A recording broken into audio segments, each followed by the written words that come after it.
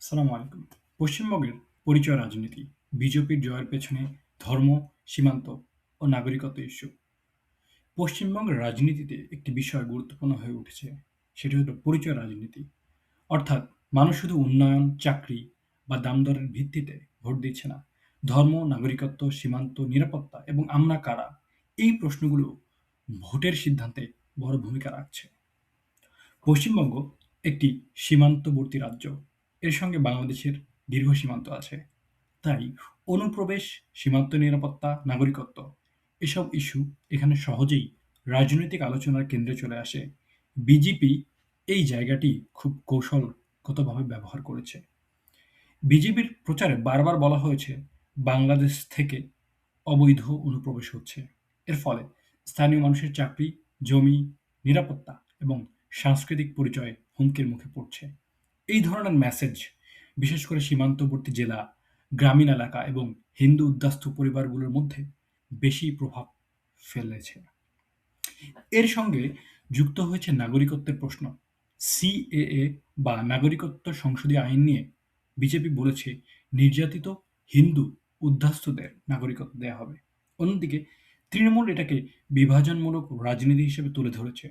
ফলে নাগরিকত্ব প্রশ্নটি শুধু আইনগত বিষয় থাকেনি, এটি হয়ে গেছে পরিচয়, নিরাপত্তা এবং রাজনৈতিক আনুগত্যের প্রশ্ন। এখানে ধর্মীয় মেরুকরণও বড় ভূমিকা রেখেছে। বিজেপি চেষ্টা করেছে হিন্দু ভোটকে এক জায়গায় আনার। তাদের বার্তা ছিল তৃণমূল মুসলিম ভোট ব্যাংকের রাজনীতি করছে আর হিন্দুদের স্বার্থ উপেক্ষা করছে। এই বক্তব্য অনেক ভোটারের মধ্যে আমাদের প্রতিনিধি আসলে কে, এই ধরনের প্রশ্ন তৈরি করেছে। তবে বিষয়টা এতটা লিনিয়ার নয় কিংবা সরল নয়। সব হিন্দু বিজেপিকে ভোট দেয়নি, সব মুসলিম তৃণমূলকে ভোট দেয়নি।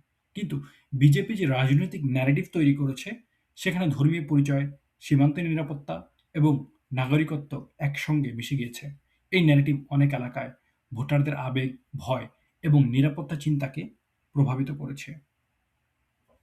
আরেকটি গুরুত্বপূর্ণ বিষয় হলো পশ্চিমবঙ্গে দীর্ঘদিন ধরে বাঙালি পরিচয় বনাম হিন্দু জাতীয়তাবাদ এই টানাপোড়েন ছিল।